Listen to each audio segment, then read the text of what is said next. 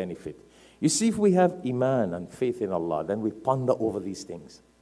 Otherwise, we just won't care. We just won't care who we are and what we are and what is our purpose on earth. But if we have faith and some kind of intellect, we will ponder. You know, we were a piece of dead flesh. And Allah is saying He put life, He put a soul. Then this flesh comes into being, lives this human being for 10, 15, 20, 40, 50, 60, 70, 80 years. Then it goes back dead again because Allah takes the soul. Do you see that? Then that flesh, it dies. The soul leaves the body. The body, you know, we say the person died.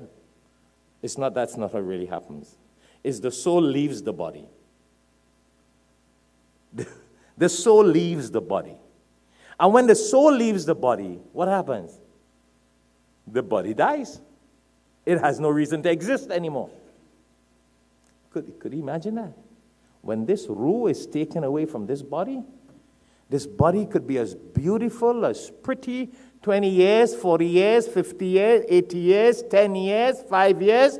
This beautiful, healthy body deteriorates. And that's why we say the life of this body is the soul.